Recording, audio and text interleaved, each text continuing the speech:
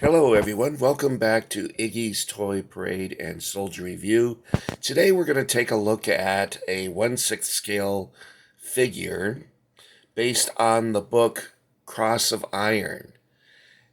Now, this figure is manufactured by DML, which stands for Dragon Models Limited. They're a company established in Hong Kong in 1987. They also make 135. 172 and 118 military models as well. Now, this particular figure is what I call a deluxe figure, in that the detail is superior to that of, say, a G.I. Joe, a regular G.I. Joe. So, who is Steiner and what is the Cross of Iron? Well, The Cross of Iron was a book written by Willy Heinrich and published in 1955. It went by that title until Sam Peckinpah made a movie of it called The Cross of Iron. At that point, The Willing Flesh was changed its name to Cross of Iron. The movie Cross of Iron was produced by I believe, a German English company, and they filmed the movie in Yugoslavia. The movie was not very well received. It came out in 1977, and it got pretty poor reviews. The movie did perform well in Germany, but here in the States, it was pretty much a flop. It had some pretty good competition that year, like, for instance, Star Wars came out that year. The movie had some problems, such as all the men in the movie have, like, Luke Skywalker haircuts, which, when you watch the movie, it will make you laugh when you see their hair. I don't know why they spend so much money on getting certain details right and then they screw it up with a haircut. Why couldn't the actors cut their hair to a proper military cut? I've never understood that, but you'll see that a lot in war movies made in the 70s. They have sideburns and long hair. It's pretty stupid. But anyway, James Coburn, this is an artist rendition of James Coburn, played the eponymous, is that the correct word? Eponymous? Grandma said not to use words that you can't say, so we'll just say James Coburn played the lead, Sergeant Rolf Steiner. Right off the bat, you can see some problems with his uniform. When in a combat situation, they wouldn't be wearing the M43 cap. They would have been wearing a Stahlhelm. And also, you can see here that Steiner is wearing riding breeches and riding boots. Now, this would be okay for an officer, but not for someone of Steiner's rank. So that's a problem. But it's more of a Hollywood problem. In a lot of war movies, they take artistic license with uniforms and apparently haircuts. So let's take a look at what we have. Oh, by the way, the book, the original source material, I enjoyed it. I read it when I was in the Army, and I remember we were training at Grafenwehr, and I was the driver, so I would, when we were at rest or waiting for our turn to go downrange, I would sit in the driver's cockpit and read, and it was actually kind of fun. I'd eat a bag of chips that I brought with me and read Cross of Iron. I was always hungry when I was in the Army. I think a lot of guys will tell you that when they're in the service, they were always hungry. All right, so let's take a look. Sorry about that circle. That's my That's my light reflecting off of it there. Okay, so let's take a look at him. Get you a nice close-up. Let me move the light a little bit because it's still reflecting off of the plastic there. Oh, I still seem to have a problem there. There we go.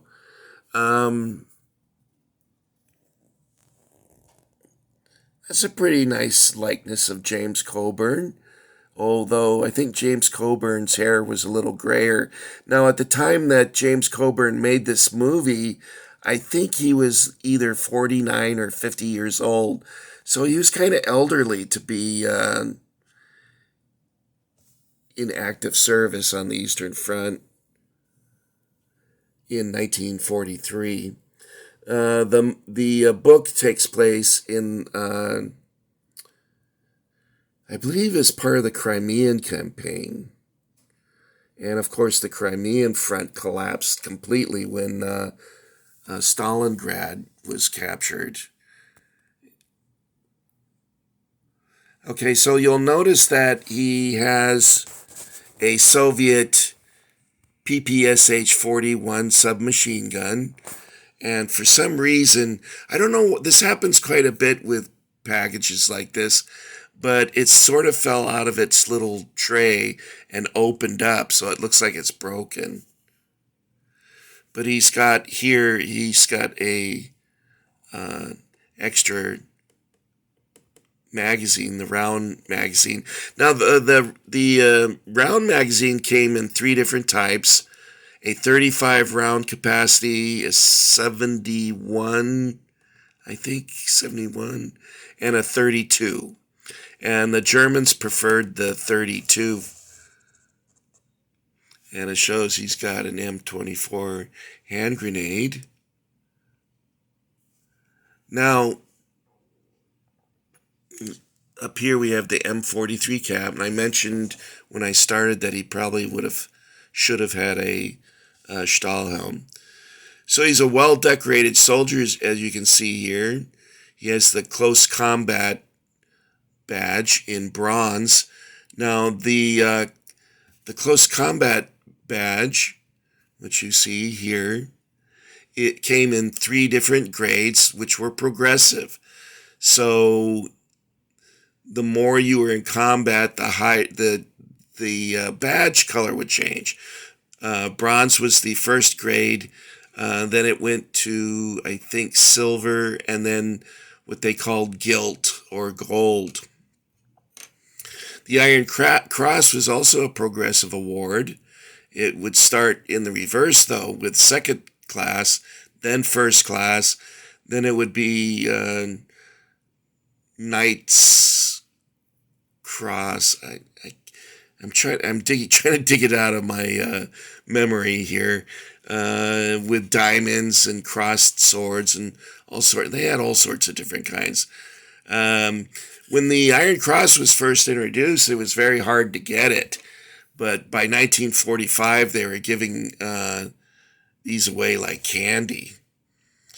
We have an assault badge here, and that was also, let's see if I can show it here, an assault badge, which was also a progressive award. And that was, oh gosh, silver, gold, and I think another, maybe bronze. I can't remember. I should have looked it up before I started filming.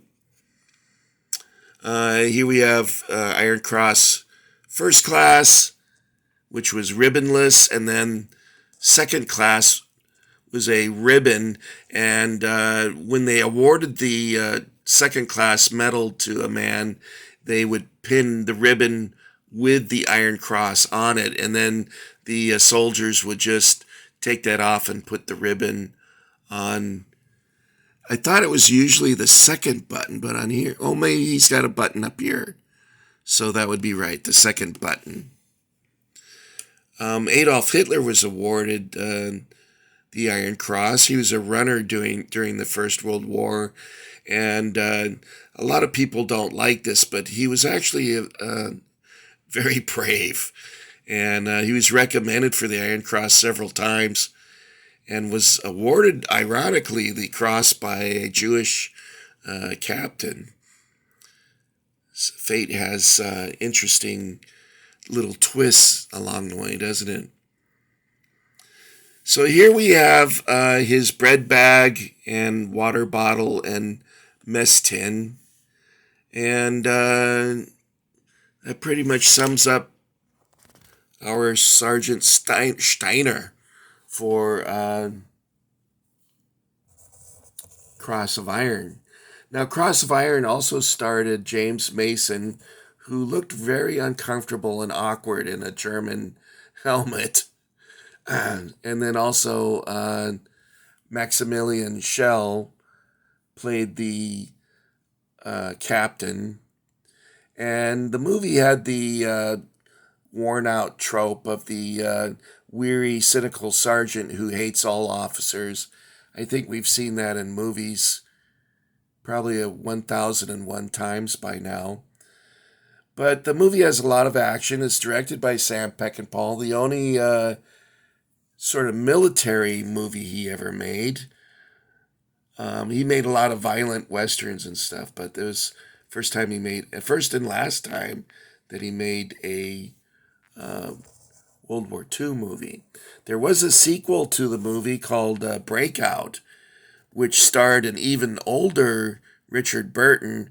And Richard Burton, unfortunately, because he was a heavy drinker, looked even older than 54, which I think it was his age when he made the movie in 1979. That was the same year he made the mercenary movie called Wild Geese. And he looked pretty ancient in that one, too. So this is our Rolf Steiner Oberfeldwebel. So let's close the box up and give you a view of that. The artwork is by Ron Volstad, who's a really good artist. I really like his stuff. And he did all the artwork for the DML 1/6 scale figures. We'll do this. We got some nice line drawings.